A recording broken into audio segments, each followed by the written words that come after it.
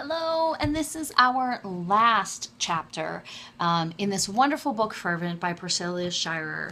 It is a book where we explore our most effective weapon against the enemy, which is prayer, and we uncover the strategies that the enemy uses to get in there and mess up our prayer life. And the last chapter is on relationships. Have you ever heard of friendly fire?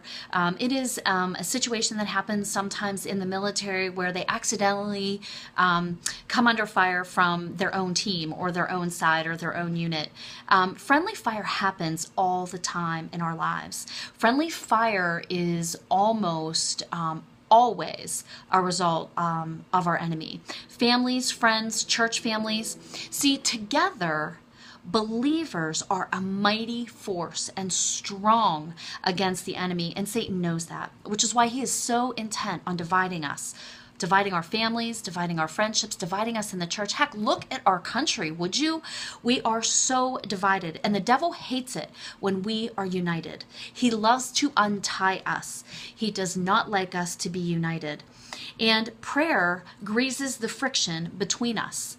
And the enemy would love friction and divisiveness to stop our prayer life. Priscilla says in her book, she says, if it were not for praying, if we are not praying for oneness, seriously, specifically, strategically, we are leaving our hopes for togetherness to the fickle weather patterns of emotion, misunderstanding, and imposed pressure from outside sources and circumstances. We're giving the enemy room and access to scout for breaks in a line and then nudge his way into cracks in our relationships, separating us from people we need most for maintaining our health and balance and authenticity, as well as from the shared energy and ideas required for relationships to thrive. God is the author of relationships, and the enemy hates anything that God has thought up.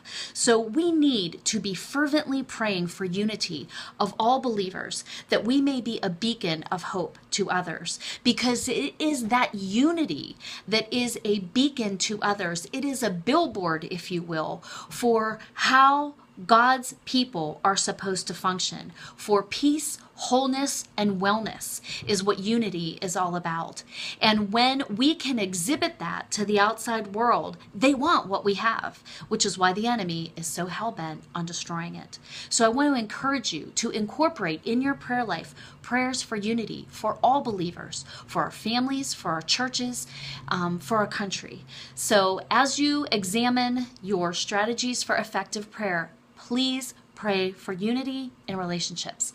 God bless. Have a great day. And don't forget, your most effective weapon against the enemy is prayer.